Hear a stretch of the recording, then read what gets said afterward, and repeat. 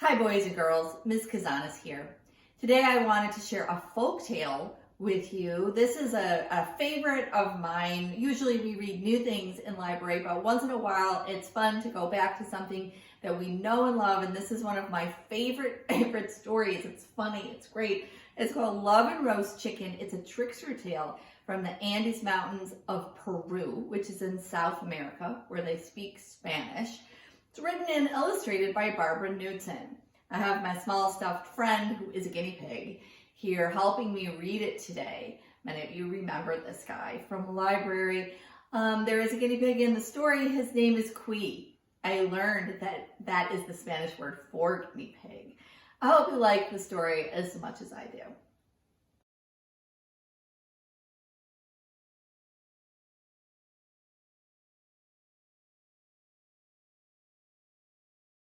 Love and Roast Chicken, a trickster tale from the Andes Mountains, written and illustrated by Barbara Knutson.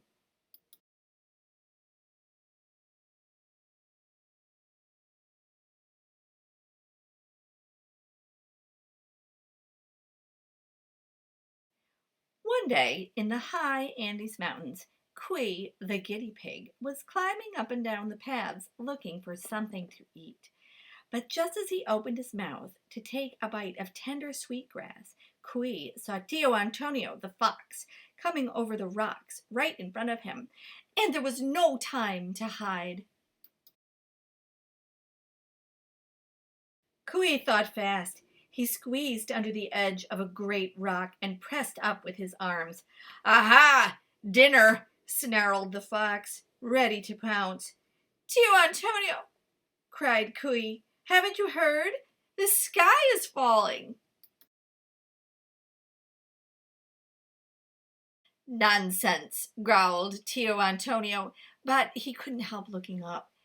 "It looks the same as always." "Well, that's because I'm holding it up with this rock," said Cui. "I've been here all day and I need to go to the bathroom. Please, will you hold the rock for just a moment?"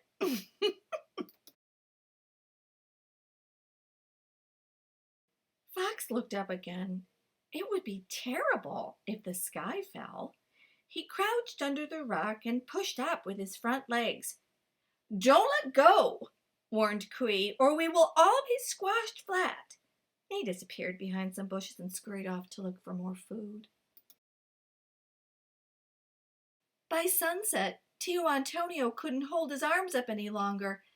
"I have to let go, even if the sky falls." He ducked and let go. Nothing happened.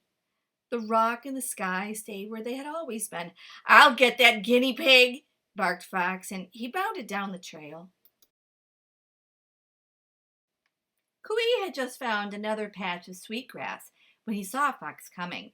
Instantly, he started digging into the side of the hill. "This time I've got you," said Tio Antonio, and he grabbed Cui's leg.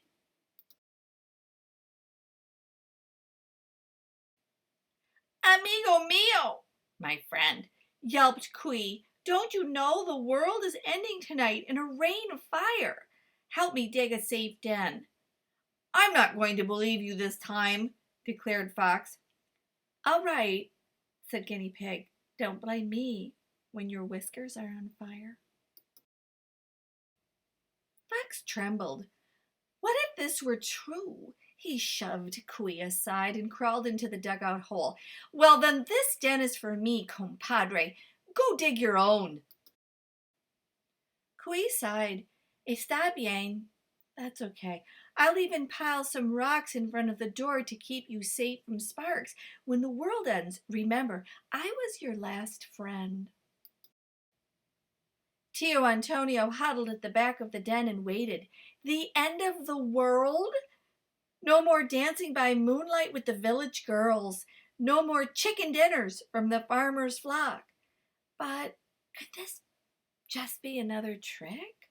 He peered through the rocks covering the entrance. Fuego! Fire! Flames crackled and smoked on the other side. What a good thing. He was safe. When morning came at last, the flames were gone. Tio Antonio pushed away the rocks to see what the end of the world looked like.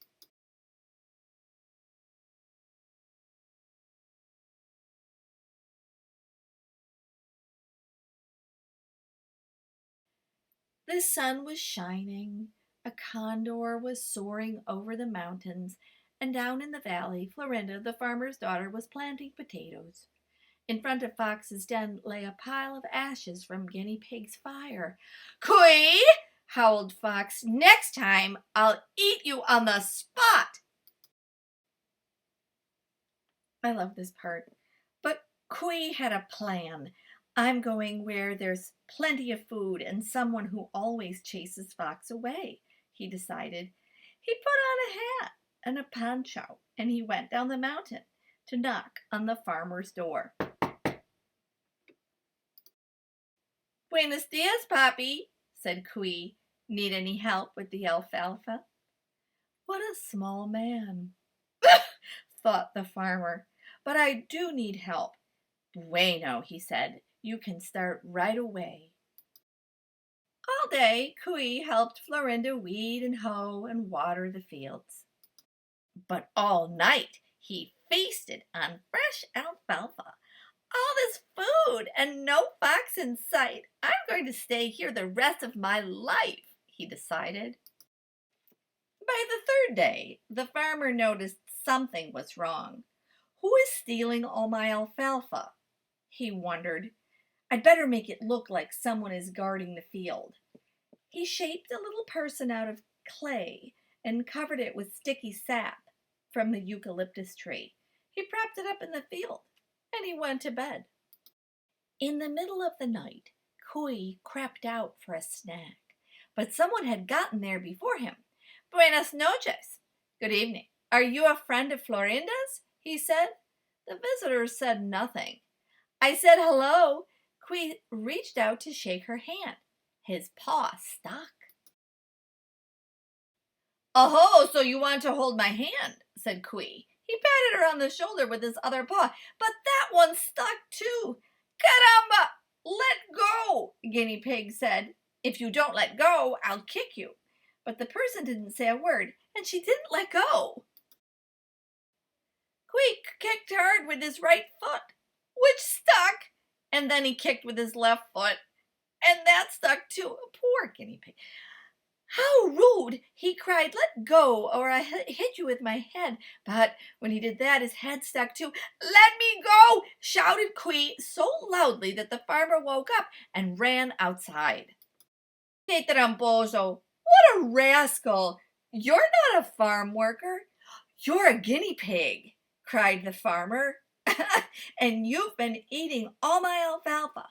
Well, Florinda loves to eat roast guinea pig, and tomorrow we will eat you." He pulled Cooey free from the sticky gum doll, and then he tied him to the eucalyptus tree, and he went back to bed. "It can't get any worse than this," thought Cooey. But here came Tio Antonio, sneaking toward the chicken coop. "Well, well," said the fox, "I was looking for chicken dinner, but here is my appetizer." He came closer, the moonlight glinting on his sharp teeth. "Why are you tied up?" Guinea Pig gulped. Everyone wanted to eat him. "Oh, Tio Antonio," he gasped, thinking fast. "It's all because of love and roast chicken." Fox perked up his ears. "Those are my favorite subjects." Cooey put his paw over his heart. "You know the farmer's daughter, Florinda? She wants to marry me, but the trouble is she eats chicken every single day." Can you imagine? Fox imagined it.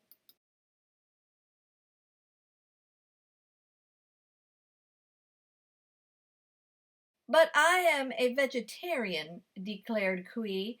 "They've tied me up until I promise to marry Florinda and eat big plates of roast chicken every day.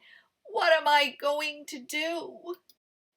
"Pobrecito, poor little thing," said Tio Antonio, licking his lips. "I hate to see you suffer.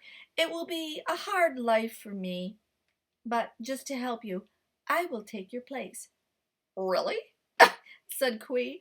"You are very kind." So Fox untied Kui, and then Kui, the guinea pig, tied Tio Antonio the fox to the tree and slipped back into the alfalfa field for one last feast. The next morning, the farmer came out to untie his dinner. To his surprise, he found a fox. "What now? Another disguise?" The farmer picked up a stick. "Oh no, Pappy, don't hit me," said Tio Antonio. "I promise to eat one of your chickens every day of the year." "Como? What?" cried the farmer. "Of course, Pappy," Tio Antonio added quickly. "I also plan to marry your daughter." "Como? What?" spat the farmer, and he raised his stick over his head. As fast as he could, Tio Antonio had explained what Kui the guinea pig had said. "You believed a story like that? How foolish!" The farmer laughed until tears ran down his cheeks. "Que ridículo! How ridiculous!" While the farmer laughed, Fox bit clean through the rope and scrambled over the field wall. "Kui!" he howled as he ran. "You will never trick me again." And to make sure that was true, he stayed away from Kui for a long, long time. So you've just heard a trickster tale. A trickster tale tells about a small animal, or sometimes a person, who uses brains or wits instead of force to compete against bigger, fiercer characters. In the Andes Mountains, the trickster is often a little gray fox, but this story has a guinea pig hero. I hope you liked it.